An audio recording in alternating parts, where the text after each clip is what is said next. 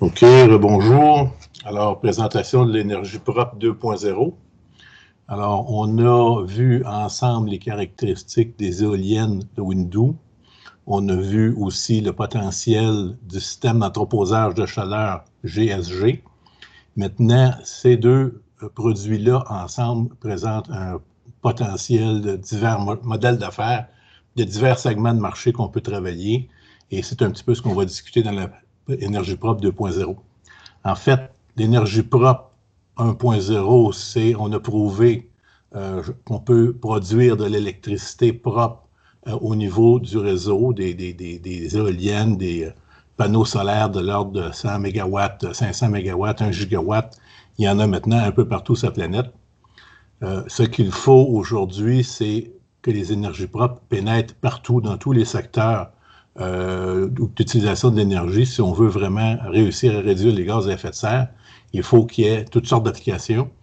Et ça, c'est l'énergie propre 2.0. Et on n'a pas toutes les solutions, mais on en a plusieurs à présenter. Alors, on va résumer ça. La plupart des solutions qu'on va vous montrer aujourd'hui sont, on a des présentations plus détaillées. Donc, ça va être quand même assez résumé, le plus rapidement possible. Alors, on peut agir de deux niveaux. D'abord, il y a des solutions qui s'appliquent directement à l'opérateur électrique, au grid. Et on peut, par exemple, faire du time shifting, la redistribution de la production. On peut faire du peak shaving, un lissage de pointe. On peut, avec les systèmes GSG particulièrement, faire la compensation pour l'éolien et le solaire, c'est-à-dire que ça prend des capacités d'entreposage d'énergie assez longues. On parle de jours, on parle de semaines même. Et ces mêmes systèmes-là peuvent agir à demande à ce moment-là, où il peut même y avoir des options d'urgence. On peut utiliser le système GSG pour aider à contrôler les surtensions du réseau. Notre système avec nos éoliennes, et on peut aider les réseaux à s'adapter aux fluctuations saisonnières. On peut optimiser, on l'a vu dans les autres présentations, on peut optimiser entre autres les éoliennes en fonction des saisons. Et à la limite, on peut garantir de l'électricité éolienne aux heures de pointe ou de l'électricité propre aux heures de pointe, ou carrément garantir tout le temps l'électricité 24 heures par jour à un micro-réseau. Il y a aussi toutes sortes d'utilisateurs qui peuvent avoir des applications avec nos systèmes d'éoliennes et nos systèmes d'entreposage d'énergie et qui peuvent améliorer leur modèle d'affaires, parfois de façon indépendante, très souvent en interaction avec le réseau, en favorisant les deux côtés. Par exemple, les serres ou les modules de croissance, les systèmes de croissance intérieure pour les plantes, ça besoin d'énergie, nous, on peut réduire énormément leur coût d'énergie et les rendre compétitifs. Pisciculture, bassin de nitrification des eaux usées, c'est d'autres applications où le froid, en hiver, la pisciculture, le rendement est très, très bas à cause du froid. La nitrification des eaux usées ne se fait pas. On peut intervenir à ce niveau-là. Désalination de l'eau, c'est un problème de plus en plus mondial. Encore là, on peut aider à réduire les coûts. Production d'hydrogène propre décentralisé, production d'ammoniac propre décentralisé, des carburants du futur. L'ammoniac, c'est aussi utilisé évidemment comme fertilisant, premièrement. Broyage de pierre pour les mines. Il y a toutes sortes d'applications qu'on peut faire pour les mines, mais on a entre autres un programme spécifique pour le broyage de pierre. On peut faire un maillage, par exemple, avec la solaire thermique et nos éoliennes. On voit que ça peut être il peut y avoir une très bonne synergie entre les deux. Et on peut supporter toutes sortes de processus industriels hors réseau. C'est-à-dire que ça peut aider à vitaliser les communautés éloignées en ayant accès à de l'énergie propre économique. Il y a toutes sortes de modèles d'affaires qui peuvent leur permettre de faire du développement local et ça va bénéficier à tout le monde. Alors, pour le réseau, en premier, on va parler de time shifting, on va parler de redistribution de la production. Ça veut dire quoi? Ça veut dire que de façon générale, on prend de l'électricité la nuit et on la transfère aux heures de pointe. Ça peut se faire, ça, par le réseau avec un système GSG seul. C'est-à-dire que le réseau électrique, l'opérateur électrique possède des sites d'entreposage de chaleur qui peut sortir de l'électricité aux heures de pointe. Ça peut être un système mixte avec le système d'entreposage de chaleur et les éoliennes de Windoo. Et ça peut être un système encore plus varié, qui inclut des panneaux solaires, qui inclut des génératrices. Il y a plusieurs modèles d'affaires et chaque cas est un peu différent, mais on essaie toujours de s'adapter le mieux possible aux besoins de nos clients. Alors, par un système GSG, si l'opérateur électrique a des systèmes GSG, il peut utiliser ses surplus la nuit, par exemple entre 22h et 5h du matin, où il y a des surplus, que ce soit de la production nucléaire ou des barrages hydroélectriques d'Hydro-Québec. Sortir l'électricité de là la nuit, c'est gratuit. Le descendre dans le réseau, c'est gratuit aussi. Et là, on peut ils peuvent feeder leur propre système GSG et utiliser les systèmes GSG pour produire l'électricité 8 heures par jour aux heures de pointe. Ce qui est très avantageux pour tous les réseaux. Par contre, par exemple, Hydro-Québec a un manque de capacité aux heures de pointe, spécialement en hiver, en janvier, février. Ces capacités-là, ces systèmes-là sont assez simples.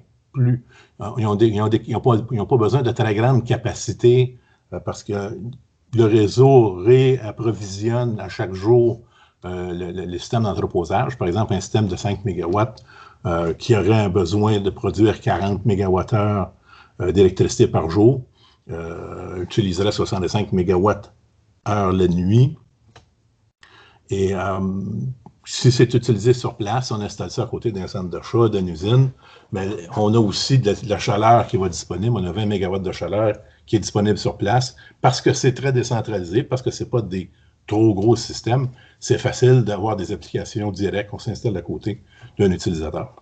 À ce moment-là, le coût de l'électricité pour le réseau, c'est à l'entour de 40 $ le mégawattheure, ce qui est très compétitif à l'heure de pointe. Et en plus, il y a le coût de la chaleur est à moins que 10 $ du mégawattheure. Évidemment, ça, c'est les coûts. On s'attend à ce que le réseau le vende quand même plus cher que ça. On peut faire du time shifting. On peut proposer un peu du time shifting au réseau par un système mix Windoo GSG. Alors là, ce sont des fournisseurs qui produisent de l'électricité pour le réseau, mais qui ont des ententes particulières avec le réseau pour favoriser les heures de pointe. À ce moment-là, le réseau va accepter de payer un peu plus cher les heures de pointe. Par exemple, 7 sous le kilowattheure. Et le reste de la journée, il va payer 5 sous le kilowattheure et la nuit, il va payer 3 sous le kilowattheure. On ne vend nécessairement pas beaucoup de surplus la nuit. On essaie d'utiliser le maximum des surplus des éoliennes pour s'assurer qu'on garde la chaleur, qu'on met beaucoup de chaleur dans le système GSG. Et aux heures de pointe, on compense à chaque fois qu'il n'y a pas assez de vent pour fournir notre capacité au réseau, on compense avec le système GSG. Fait que de façon générale, on aurait aux heures de pointe 60% à peu près de l'électricité qui serait de l'électricité éolienne à un coût de revient de l'ordre de 2,5 sous le kilowattheure, puis à peu près 40% qui coûterait entre 4 et 6 sous le kilowattheure. Puis là, ça dépend, il y a beaucoup de variantes, ça dépend de la taille des systèmes, ça dépend de plusieurs facteurs. Pour un coût moyen de 3 à 4 sous le kilowattheure pour les périodes de pointe. Donc, avantageux pour le réseau, avantageux pour quelqu'un qui a une ferme éolienne. Ça revient un petit peu à dire on va vendre de l'électricité au lieu d'avoir un contrat de 1 mégawatt avec le réseau, par exemple. On dirait, bon, aux heures de pointe, on va vous livrer 1,5 MW. Dans le jour, on va se limiter à 1 MW, puis la nuit, on va se limiter à 0,5 MW. Et là, avec ce qu'on accumule comme chaleur, on remplit les trous aux heures de pointe pour en donner au maximum aux heures de pointe parce que c'est là que c'est le plus payant pour tout le monde. Maintenant, on va introduire un système qui va nous permettre d'aller plus loin dans notre présentation. On a déjà parlé d'inverteurs dans les présentations précédentes. L'inverteur, c'est ce qui transforme l'électricité DC des éoliennes Windoo ou du système d'entreposage GSG en courant pour le réseau ou en courant pour les utilisateurs. Ça peut aussi utiliser l'électricité qui vient des panneaux solaires. Et en fait, ces inverteurs-là ont plusieurs entrées qu'ils appellent des MPPT qui peuvent accepter tout du courant DC de différents voltages. Donc, en même temps, on peut avoir une partie de l'énergie qui vient des éoliennes, une partie de l'énergie qui vient des panneaux solaires, et on peut même avoir une partie de l'énergie qui vient du système GSG. ou ça peut être d'autres systèmes périphériques qui sont branchés. Il y a des inverteurs qui ont jusqu'à 8 puis 12 entrées distinctes pour des voltages distincts. On peut greffer, par exemple, des systèmes de compression d'air pour faire de l'entreposage d'énergie. C'est en développement, c'est quelque chose qui est relativement performant. On peut avoir certaines batteries. Les batteries ne sont pas bonnes pour faire l'entreposage à long terme, mais si on veut intervenir à très court terme sur le réseau pour faire des corrections, surtout si on est dans un micro-réseau, ça peut être très utile d'en avoir. On peut introduire une génératrice et la transformer en courant continu et l'utiliser si on a besoin. Et on peut même faire de l'hydrogène à partir de notre installation, avoir sur place de l'hydrogène qui est distribué pour la mobilité, et on en utilise une partie pour des fuel cells. Si on a besoin à un moment donné de feeder, on peut utiliser les fuel cells. Cette utilisation ici d'entreposage d'électricité avec des cellules, des fuel cells d'hydrogène, c'est pas efficace. Il y a à peu près 50% de rendement ici, plus 50% de rendement ici. Donc, le rendement global est de l'ordre de 25%. C'est pas utile, à moins qu'on ait vraiment de l'utilisation pour l'hydrogène de la mobilité. À ce moment-là, là, c'est disponible, ça peut dépanner. Donc, l'avantage d'un système comme ça, c'est que si on a un inverteur de 2 MW, puis on a des éoliennes de 2 MW, on installe des panneaux solaires. Le coût des panneaux solaires, l'inverteur, c'est un coût important. Juste pour les éoliennes, c'est à peu près entre 10 et 15% du coût d'une installation d'une ferme. Et c'est plus que ça pour les panneaux solaires. Si c'est déjà payé parce qu'on a déjà un système, à ce moment-là, notre électricité qui vient des panneaux solaires, le coût est beaucoup plus bas. Et donc, ça devient plus rentable. Puis comme c'est de l'électricité qui est le jour, pour nous, l'électricité le jour, la vaut un peu plus cher, il y a de l'intérêt à mixer tout ça. Et au fur et à mesure, on opère la journée. Si à un moment donné, il y a des journées qu'on a plus que les 2 MW de capacité de l'inverteur, on envoie dans le système GSG, on fait de l'entreposage qui peut sortir de la chaleur, qui peut sortir de l'électricité. Donc, tout ça, c'est de la synergie. Chaque cas est différent. Il n'y aura jamais une installation qui va avoir tout ça, mais dans certains cas, on va aller dans un sens, dans certains cas, on va aller dans l'autre sens, toujours à l'avantage de nos clients, évidemment. Donc, si on revient à notre système de time shifting, là, on a de l'électricité qui est fournie par diverses sources. On favorise toujours les heures de pointe du réseau, mais l'inverteur central favorise une réduction des coûts de production. On est plus compétitif.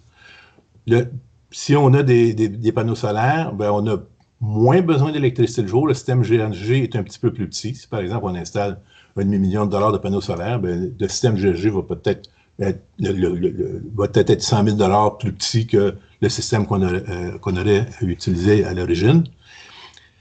Et même si on met une génératrice, elle va être utilisée rarement, mais elle va nous permettre de garantir de l'électricité, par exemple, aux heures de pointe.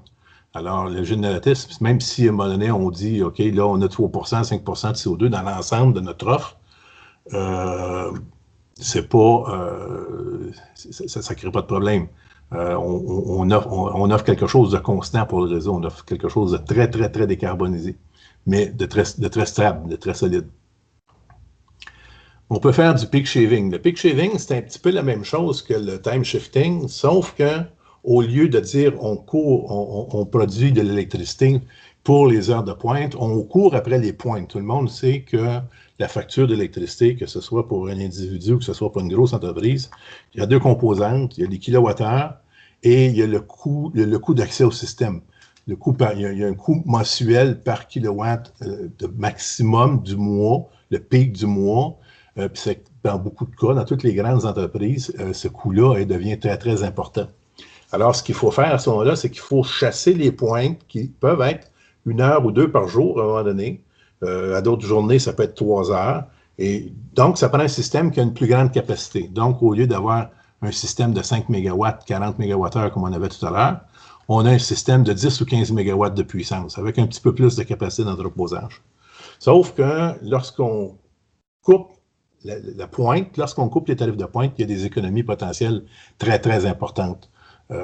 Ça peut le représenter, dans le cas, par exemple, si c'était la ville de Sherbrooke, qui a un système de réseau autonome, mais qui achète son électricité d'Hydro-Québec, leur coût du kilowattheure n'est pas élevé parce qu'ils ont le tarif des très grandes entreprises, mais ils ont un tarif de pointe très, très élevé. Fait qu'ils pourraient facilement sauver 1 million, 2 millions de dollars par année avec des systèmes qui permettent de faire du peak shaving.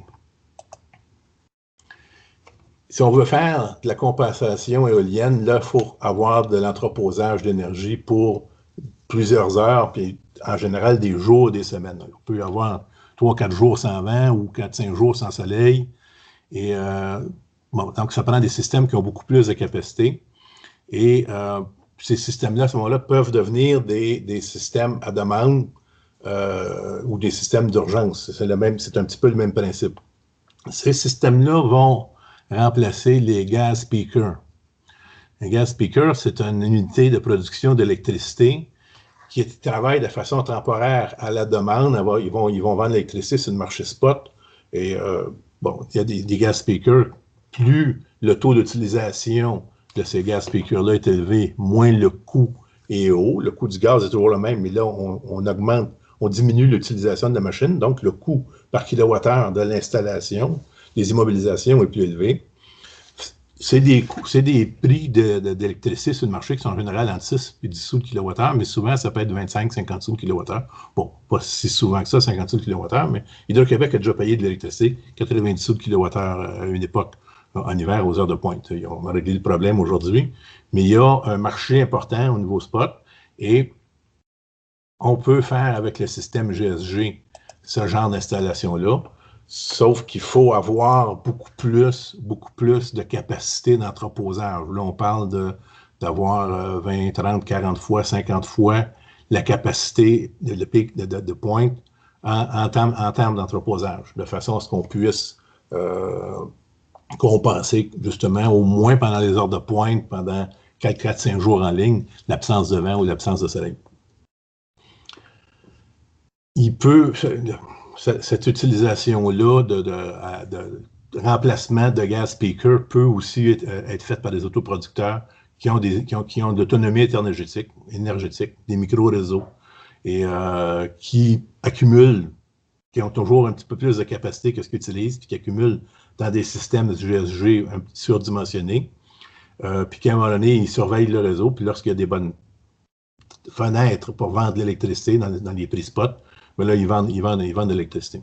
Donc, ça peut être aussi un modèle d'affaires qui est payant pour le propriétaire, pour l'utilisateur, mais aussi le réseau est intéressé, il a besoin de ces choses-là.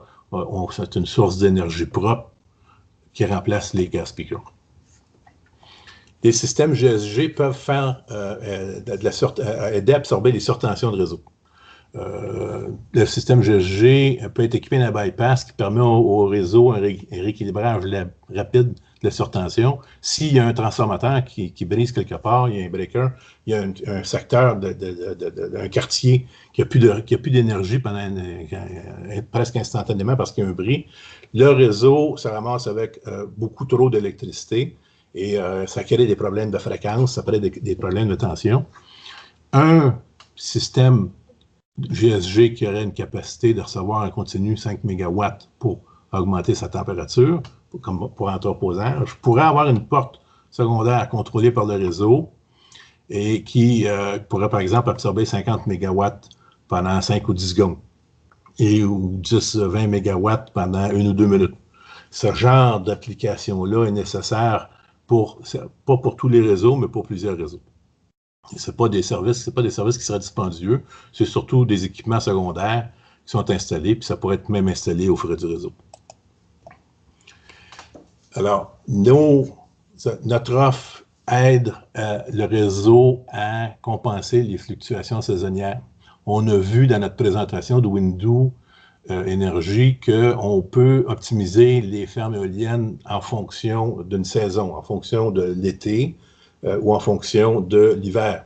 Si on veut faire du chauffage, on optimise la ferme éolienne en fonction de l'hiver et on utilise des systèmes GSG pour donner une plus grande pénétration d'énergie propre.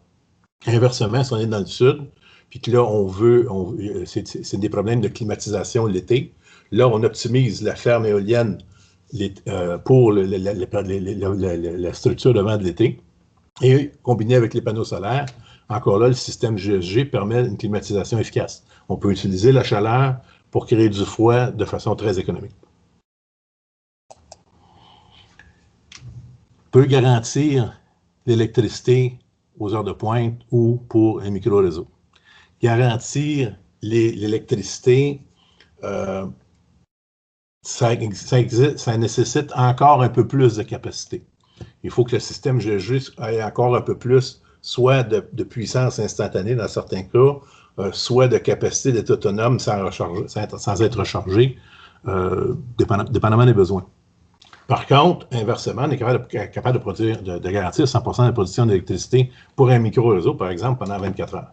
Autrement dit, la demande du réseau fluctue comme ça, nécessairement, c'est toujours comme ça. Et il y a une très grande partie qui est livrée par les systèmes d'éoliennes, par les éoliennes, et on remplit les trous avec le système GSG, avec la chaleur accumulée ici. Donc, on peut vraiment dire, dans certains cas, on ne peut pas peut-être faire ça au niveau des réseaux nationaux, mais dans le cas de micro-réseaux, on peut garantir 100% de livraison d'électricité.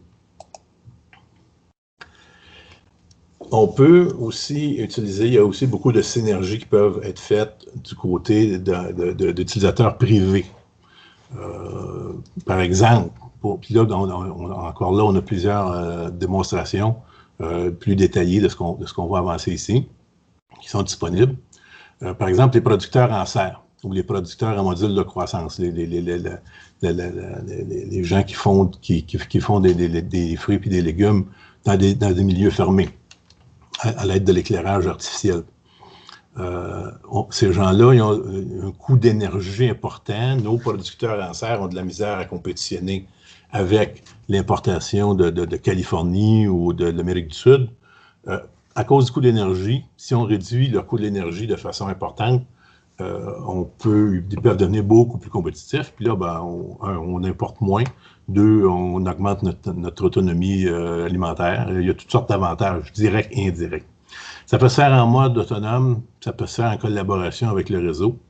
Notre électricité étant économique, en mode autonome, il y a quand même des réductions de coûts, mais évidemment, le plus avantageux, c'est d'opérer avec le réseau où on partage notre électricité éolienne en partie avec le réseau et en partie avec nos applications. Et on utilise les pointes les plus difficiles à gérer avec notre système GSG qu'on a déjà compris qui était fait pour ça. Donc ici, par exemple, on a fait une étude à un moment donné avec des gens qui ont des modules de croissance. Ces gens-là utilisent beaucoup d'électricité pour faire l'éclairage artificiel, pour faire la croissance. Et cette électricité-là, dans ces modules-là, il y a beaucoup de chaleur qu'ils doivent dégager. C'est une chaleur latente, ce n'est pas une chaleur d'impact, c'est une chaleur à 20, 25, 30 degrés maximum. Et on ne peut pas l'entreposer, mais on peut l'utiliser, par exemple, pour faire le chauffage de base d'une serre ou d'un immeuble. Et on voit ici qu'on a une très grande partie de l'électricité qui est nécessaire ici, qui vient directement des éoliennes. Donc, le coût est très bas. Lorsque le soleil s'abaisse, les serres ont besoin d'un surplus d'énergie de façon quasi instantanée. Là, le système GSG intervient. Donc, on a une chaleur latente qui est utilisée ici et on a une chaleur d'impact ici. L'électricité qu'on vend au réseau, théoriquement, on en vend suffisamment pour payer les éoliennes, peut-être même faire un petit profit. Et là, à ce moment-là, toute l'électricité qui est utilisée, toute la chaleur qui est utilisée ici, toute l'électricité qui est utilisée ici est relativement gratuite. Donc, ça rend ces modèles d'affaires-là ici très compétitifs. On peut travailler avec le réseau en faisant des échanges, c'est-à-dire qu'on peut négocier éventuellement des échanges avec le réseau. On sait que ici, l'énergie du vent en hiver est plus importante. Donc, par rapport à zéro ici, on a un système qui a une capacité de production dans les mois d'hiver où le vent est plus élevé, plus importante. Cette capacité-là de production d'énergie éolienne, elle est plus faible l'été. On vend aux heures de pointe, notre électricité au réseau, c'est là qu'elle a le plus de valeur. On vend aussi beaucoup d'électricité le jour et on utilise l'électricité la nuit pour nos serres. Évidemment, les serres ont besoin de très peu d'énergie l'été, mais ils en ont besoin de beaucoup plus en hiver. Alors, ce qu'on peut faire avec le réseau, on peut dire on va faire un échange. L'électricité qu'on vous vend la nuit, quand on en a de trop, on ne vous la charge pas, mais vous allez nous la rendre l'hiver, la nuit, on peut s'utiliser. Parce qu'éclairer des serres ou chauffer des serres le jour ou la nuit, c'est la même chose. Il n'y a pas de différence à ce niveau-là. Alors ça fait l'avantage, c'est avantageux pour les réseaux parce qu'on leur donne quelque chose de stable lorsqu'ils en ont besoin et on peut créer des échanges. Il est probable que les réseaux vont vouloir une petite compensation ici. Par exemple, si on leur donne, pour avoir, mettons, 2 kWh ici, il faudrait peut-être leur en donner 3 ici. Mais ça fait l'avantage, c'est avantageux pour tout le monde. Le même principe d'échange avec le réseau peut aider à améliorer le modèle d'affaires des piscicultures. La pisciculture en hiver au Canada est moins productive à cause que l'eau est trop froide. Alors, si on peut la chauffer un petit peu la nuit, on n'a pas besoin que ça soit chauffé tout le temps. Il y a quand même une stabilité thermique importante avec l'eau. Si on chauffe les piscicultures la nuit, on augmente le rendement de façon importante. Et si on vend l'électricité le jour au réseau, bien, peut-être que ce chauffeur-là coûte à peu près rien. La même chose pour la nitrification des eaux usées. Les bassins de nitrification ne fonctionnent pas en hiver parce que l'eau est trop froide. Bon, en apparence, c'est pas tellement grave parce que le taux d'oxygène dans les petits ruisseaux, dans les petites rivières, reste bon en hiver parce que l'eau absorbe beaucoup plus d'oxygène. Mais plus loin dans le fleuve, la nitrification se fait. Puis là, on s'amasse avec des zones, de très, très grandes zones mortes dans le fleuve à cause que le travail n'est pas fait à la source. Alors, nous, chauffer les bassins de nitrification juste de quelques degrés la nuit permettrait que la nitrification se fasse comme il faut. Et là, on parle de réduire les zones mortes dans le fleuve, donc réduire la pollution. Désalination de l'eau, c'est un problème mondial. Pas au Canada, mais un peu partout sur la planète. Encore là, c'est des modèles similaires. C'est toujours une question d'énergie. Le coût principal, c'est l'osmose inversée qui est le plus utilisé dans le monde pour dessaliner, pour mettre de l'eau propre, dessaliner de l'eau. Et le coût principal, c'est l'énergie. Donc, on pourrait produire de l'eau la nuit, puis le jour, vendre l'électricité au réseau. Ça serait aussi très facile, probablement beaucoup plus simple à installer et à diffuser, de faire de la distillation de l'eau en utilisant les systèmes GSG, qui peuvent avoir des utilisations connexes. Un système GSG peut faire de la distillation de l'eau et produire de l'électricité. L'un n'empêche pas l'autre. Production d'hydrogène propre décentralisé. Okay? Le futur de la mobilité passe, par l'électrification, on le sait, mais aussi par l'hydrogène. L'électrification, les véhicules électriques, c'est beau, c'est propre, mais ça a des autonomies limitées. Ça va toujours avoir des autonomies limitées, mais les camions qui se promènent entre Montréal puis Toronto puis Calgary ne pourront pas être électriques jamais. Il faut que ça fonctionne avec l'hydrogène. L'alternative, c'est l'hydrogène. Et ça s'en vient d'ailleurs. Il y a plusieurs véhicules, puis il y a plusieurs efforts qui se font dans ce sens-là. Le coût de l'hydrogène propre a deux composantes. C'est l'amortissement, l'utilisation d'amortissement de l'équipement pour faire la séparation d'hydrogène puis de l'oxygène. Et ça utilise à peu près 55 kWh d'électricité par kilogramme. Deux coûts. Évidemment, c'est le coût de l'électricité qui est très important aujourd'hui, ce qui fait que c'est pas viable économiquement pour l'instant, ce qu'on va essayer de faire. Alors, si on revient, on a déjà vu ça dans notre présentation, dans nos présentations passées.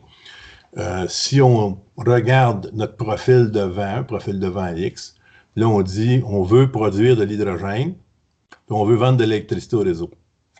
Un système d'hydrogène, on veut qu'il y ait une production minimum. On ne veut pas que le système arrête, parce que part arrête, ça crée des problèmes continuellement.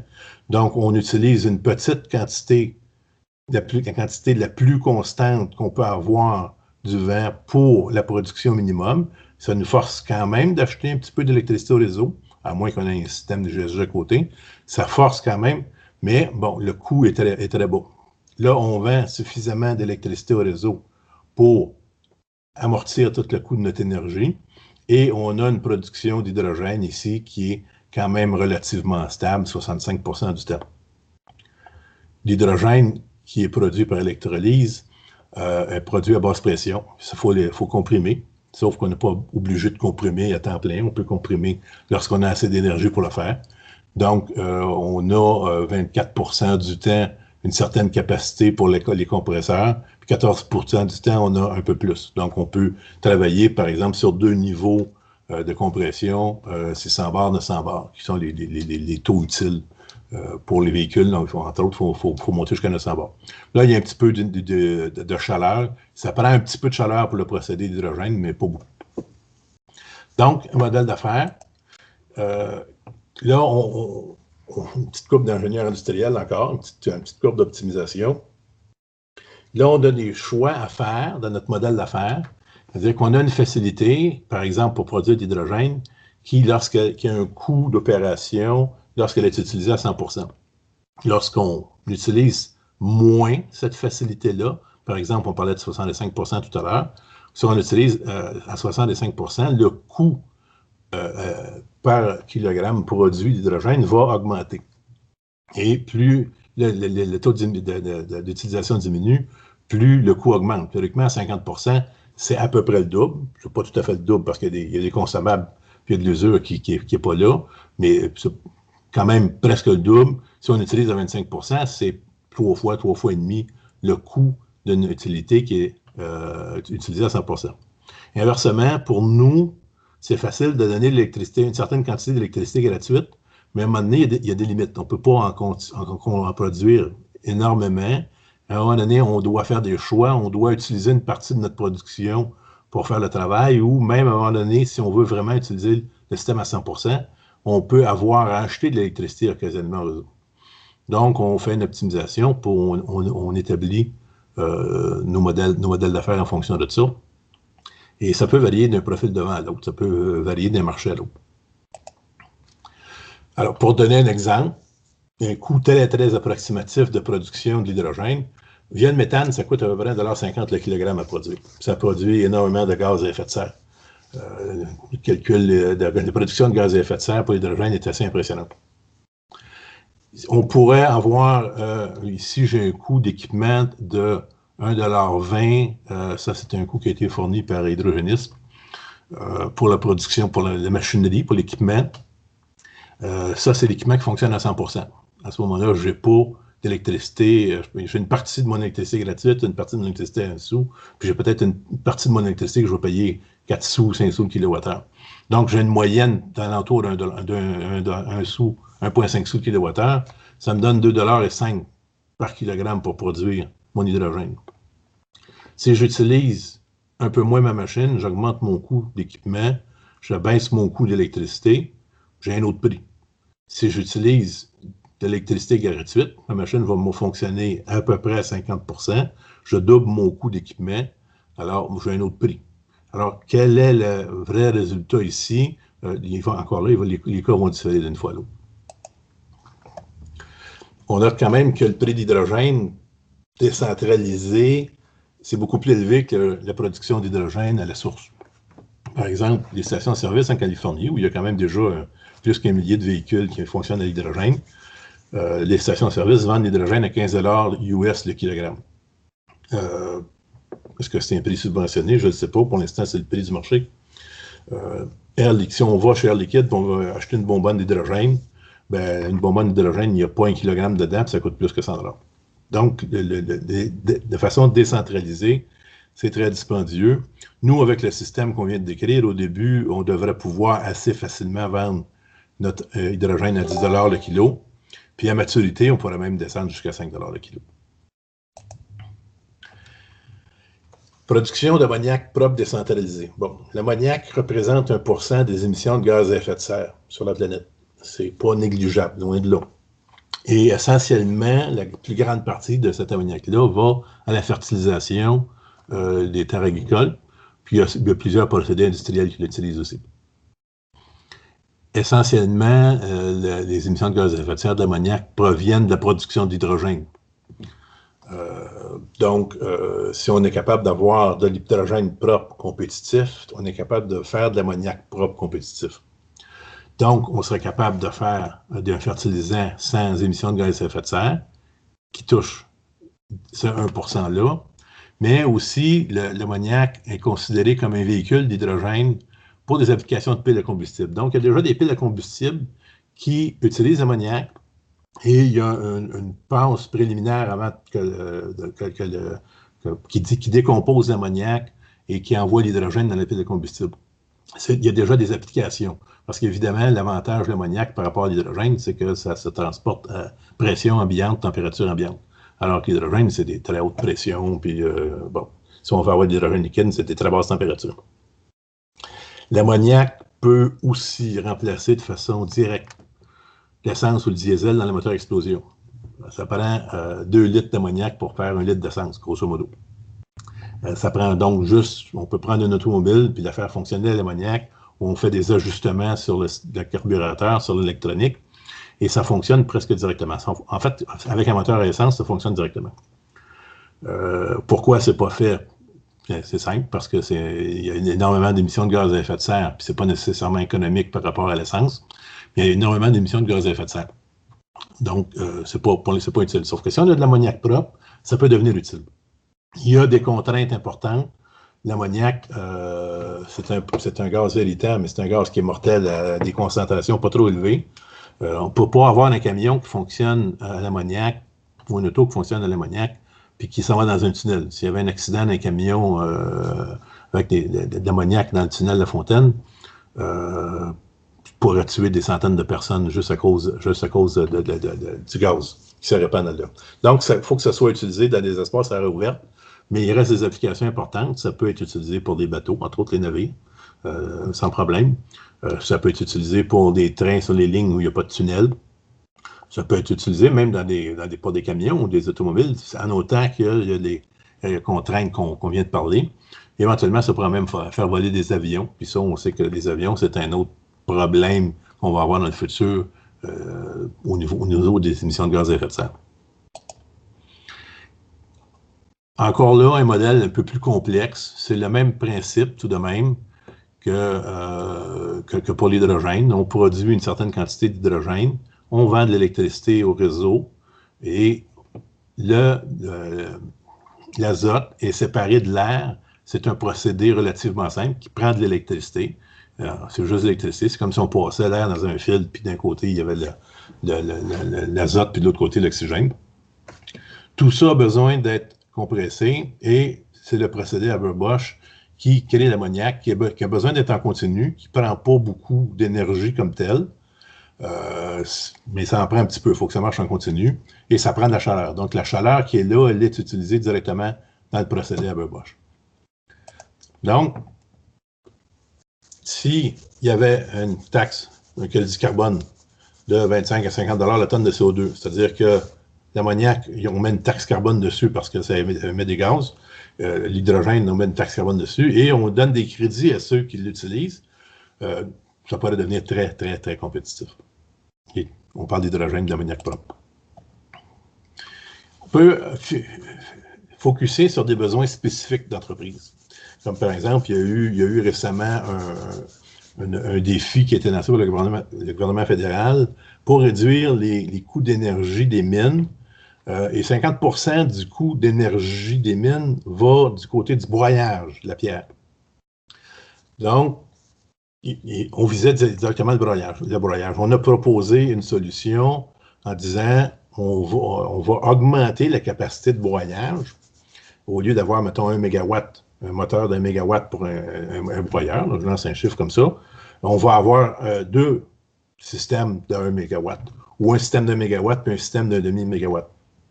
Et là, on va moduler le broyage de la pierre en fonction de l'énergie du vent qui est disponible. C'est-à-dire qu'on va faire fonctionner au maximum nos broyeurs lorsqu'on a beaucoup d'énergie, puis lorsqu'on n'a pas beaucoup d'énergie, on broie beaucoup moins. Il y a 2 scénarios, qu'on soit branché sur le réseau ou non, c'est rentable. Si on n'est pas branché sur le réseau, évidemment, tout ce qu'on peut fournir comme énergie éolienne va être moins cher que l'électricité diesel. Mais même si on est branché sur le réseau, on peut trancher sur la pointe. On parlait de peak shaving tout à l'heure. On peut trancher énormément sur la pointe. Et par exemple, si on a un système de 1 MW et un système de 1,5 MW, mais lorsqu'on n'a pas assez de vent pour faire fonctionner nos broyeurs, on fonctionne avec le réseau, mais juste avec 1,5 MW. Donc, notre pointe mensuelle, elle est beaucoup, beaucoup plus basse. Ça peut représenter des centaines de milliers de dollars, voire des millions de dollars par année pour des mines, des grosses mines. Une autre possibilité de maillage, de synergique, les solaires thermiques. Alors, le solaire thermique, comment ça fonctionne? C'est des panneaux solaires qui envoient de la chaleur en haut d'une tour et cette chaleur-là, elle est véhiculée par ce qu'ils appellent des sables à faire changement de phase, ce qui est une appellation fausse, entre guillemets. C'est des sables qui sont solides à température ambiante, mais qui fondent à l'entour de 200 degrés C et qui peuvent véhiculer de la température, qui peuvent véhiculer de la chaleur à haute température. Donc, c'est de l'eau, c'est dense, c'est un système qui est relativement efficace. En fait, c'est même très efficace. Et bon, grosso modo, il fonctionne avec un réservoir à 200 degrés C, puis un réservoir à 600 degrés C. Ces systèmes-là ne peuvent pas être petits, il faut que ça soit gros. Puis ça prend un système de contrôle important parce que s'il y a quelque chose qui brise, puis que notre sable de changement de phase est dans le système, puis que ça fige, ça peut tout briser. Alors, il faut quand même être prudent avec ça, mais ça reste que ça marche comme ça. Les centrales solaires fonctionnent comme ça. Et c'est beaucoup plus stable une centrale solaire thermique que PV parce que si les nuages passent, bien, il n'y a pas de baisse de tension sur les réseaux instantanés. On peut même produire, on pourrait même prendre le soleil le jour puis sortir de l'électricité de la nuit avec ce système-là, si on voulait.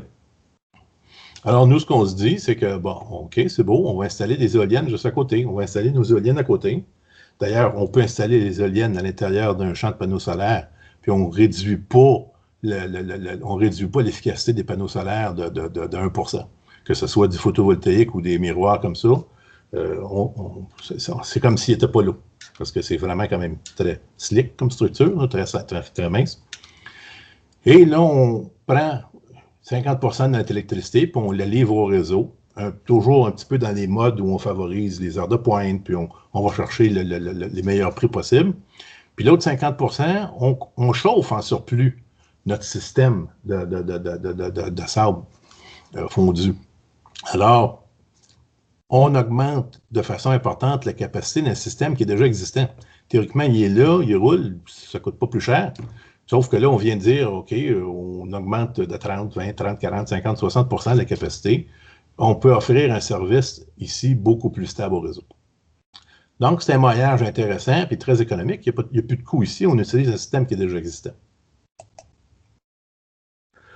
Finalement, on peut, en ayant des systèmes d'énergie propre et économique hors réseau ou pour les communautés éloignées, on ouvre des possibilités d'affaires, on ouvre des possibilités de développement économique local dans ces zones-là. C'est sûr que dans le Grand Nord, où l'électricité coûte une fortune, le chauffage coûte une fortune, faire ouvrir des usines de ci, de ça, ça coûte les yeux de la tête. S'il y a de l'énergie propre, bien, les gens peuvent développer des serres, peuvent faire de l'aquaculture, de l'industrie du bois, de l'hydrogène. Il y a toutes sortes de choses qu'ils peuvent faire. Donc, on favorise le développement économique local en installant des systèmes qui peuvent devenir la propriété de la communauté, par exemple. Tous ces segments de marché-là qu'on vient de décrire peuvent faire l'objet de démonstrations. C'est toutes des choses qui sont pas techniquement très différentes de ce qu'on a de nos produits de base, mais il faut en faire une première pour faire les démonstrations. TDDC, Transition Aéronautique Québec, puis il y a d'autres programmes locaux, puis des programmes internationaux qui peuvent nous aider à faire ces démonstrations-là. Puis un coup qu'on a une démonstration sur le marché, les gens voient que ça marche, bien, on s'entend que le business qui va suivre devrait rouler assez rapidement. On ne fera pas tout ça, de toute façon. Puis notre but, ce n'est pas nous d'être le promoteur de tout ça, c'est d'avoir des gens qui vont faire la promotion de ces choses-là, mais qui vont acheter nos éoliennes, puis on va leur démontrer, on va leur montrer le modèle, on va travailler avec eux autres. Par exemple, pour l'hydrogène, ça pourrait être hydrogéniste. Ce n'est pas obligé que ce soit nous autres qui fassent ce projet-là. Et nous, on travaille en collaboration avec eux autres. pour qu'on soit éligible, ben, ce genre de choses-là, il faut qu'on passe au niveau technologique 8 ou 9, de maturité technologique, et c'est là qu'on est rendu. Alors, merci de votre attention, et si vous avez des questions, gênez-vous pas. Bonne fin de journée.